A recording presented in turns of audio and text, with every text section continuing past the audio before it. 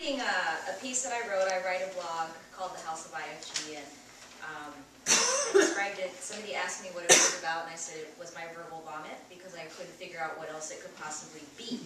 So none of this rhymes. It's not gonna. There's no pattern of the words. It's really just me thinking about experiences that I have, and then experiences that I know a lot of Native people have in common. So here it goes. In search of single Native American guy, snag. Career, casa, car, cash, and credit with at least one-half of one federally recognized tribe. Oh, and all or most of his teeth. I don't think my requirements for a Native man are unreachable. Yet I have found that it is difficult, if not impossible, to find one out there. I'm not alone in my opinion either. We, meaning other awesome single professional Native American women, discuss this situation in earnest. All jokes aside, finding the perfect snag is serious business.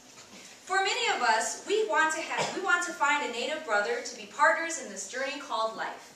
We desire to have Native children and to keep the bloodline strong. We hope that our male counterpart is conscious and committed to uplifting our people. We want him to be rooted in his own tribal community. Perhaps he's a tribal council member or a fancy attorney. Maybe he is in business development or the star of the basketball or lacrosse team. Sometimes we secretly wish that we would be the next power couple on the cover of Indian Country Today's latest magazine, smiling like the Indian version of the Kennedys. But finding that snag isn't as easy. In fact, it's practically impossible. Data from the 2000 U.S. Census estimates that there's about 4.3 million people in the United States who self-identify as Native American or Alaska Native. That's roughly 1.5% of the U.S. population. That includes that one guy who told me that his grandmother was a Cherokee princess, and the other one that said, "I know I got some Indian in me somewhere." This also includes anyone who has origins with peoples from North, Central, and South America. So it doesn't tell us whether they are enrolled somewhere. More on this later. I have often wondered how big the snag dating pool is. One time, I even tried to figure it out. I started with census data to get a base number, then attempted to take into account a level of education, income, whether or not they already had children, marital status, and geographic location. There is no indicator for missing teeth. I'm a statistician, and it wasn't long before I gave up, but based on my armchair analysis, I'd say it's pretty small. I think many Native women out there would agree with me. Truth is, I haven't had a serious relationship with a Native man since I was in high school, and that was so 90s ago. I've come across a few that I thought were pretty special over the years. They were either in a relationship, married and trying to cheat, or gay. While I'm not on a snag hunt, I feel like coming across a good one is like having a Sasquatch sighting.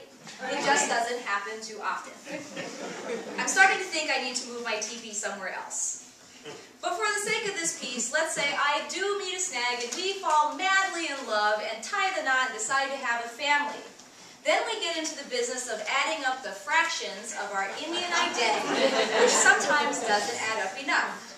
And by that I mean that the blood quantum contributions that we respectively contribute are not enough for the child to be enrolled anywhere.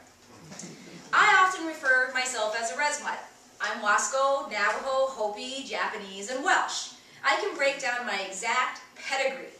I was adopted into my father's tribe when I was about 5 years old because I didn't meet the automatic enrollment requirements. I know that the likelihood of my future children being enrolled back home is small. I would need to find me a snag with a minimum of 1/8 Wasco for consideration of adoption, or at least 1/2 Wasco for automatic enrollment. I don't know how many people have the blood degree and would meet my snag requirements. So does this really matter, and what constitutes a real Indian? When Indians were poor, we didn't see battles over tribal enrollment.